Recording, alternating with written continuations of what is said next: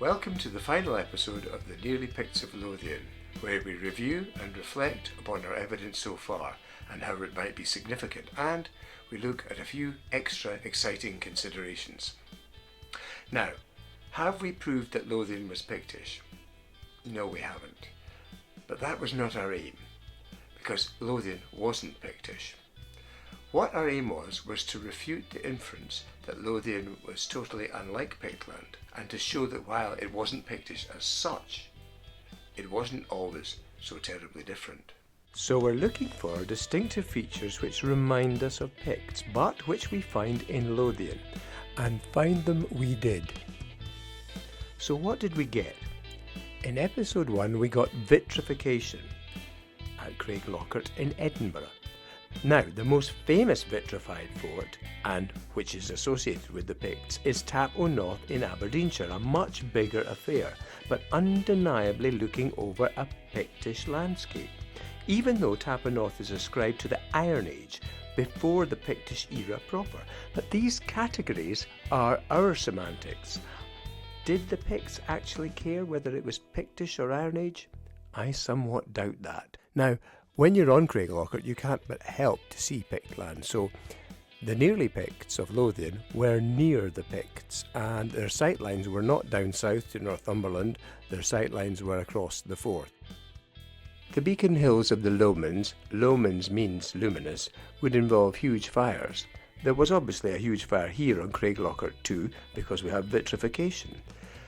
Hill forts, like on West Lomond, East Lomond and here at Craiglockhart, have been associated by Noble and Foster and others with the ceremonial.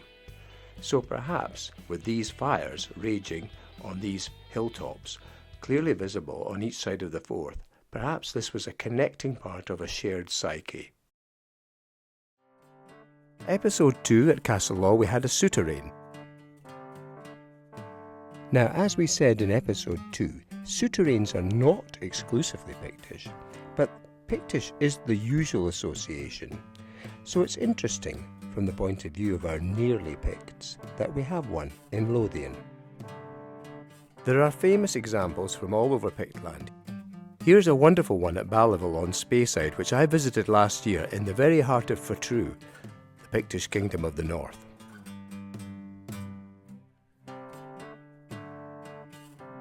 In episode 3 we got us historical evidence at Abercorn Kirk from a contemporary with the Pictish era, Bede, the Venerable Bede, the father of English history, and he's quite categorical. Now, we may decide that he was wrong, but that's a big decision to take for somebody who's the father of English history and was contemporary with the Pictish era, if not a Pict himself. And when I was in Abercorn, I pointed out that the stones there are not Pictish stones. I was right. Well, these aren't Pictish stones, that's for sure. Northumbrian style. Although, the differences between the Northumbrians and the Picts may not always be as great as we imagine. But I may have missed a significance. Because there's not only interlacing, as I did point out, but there's also key patterning. Now, neither of these are necessarily Pictish, but they are shared features. Have a look at the key patterning from Abercorn and compare that to the key patterning at the Northern Ecclesiastical Pictish Centre at Port Mahomack. Now, so that's not distinctively Pictish culture, but it is a distinctive culture that the Picts had.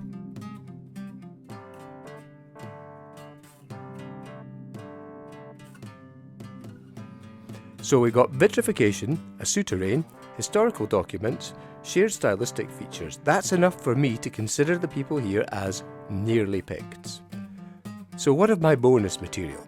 Well, some of it has been mentioned already. By local folklore, Kirketin was the lair of the Pictish cat goddess Panthoria.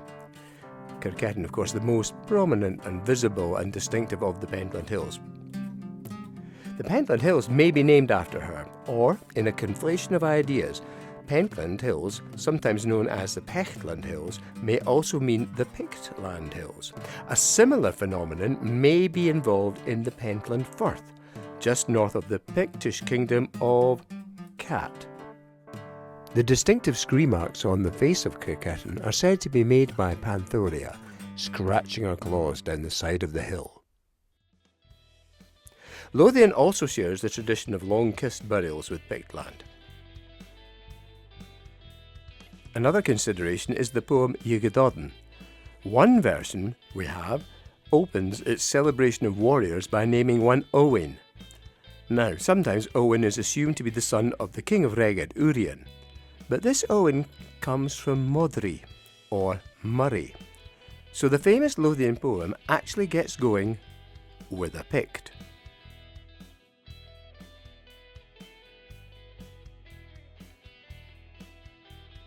Now, looking at Lothian as Northumbrian, when could that have been? Well, Oswald of Northumbria's siege of Edinburgh was, according to the Annals of Ulster, not until 638.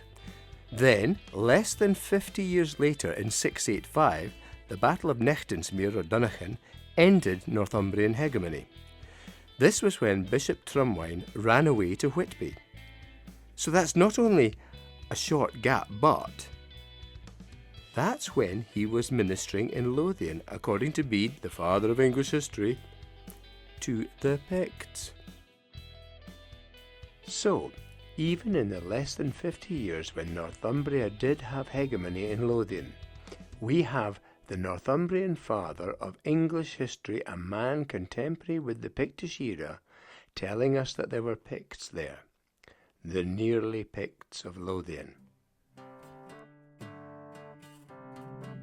So thank you for watching, and if you'd like to become more reliably informed about the really Picts, then I can't recommend two books, The King in the North and Picts, The Scourge of Rome by Noble and Evans enough. Cheers.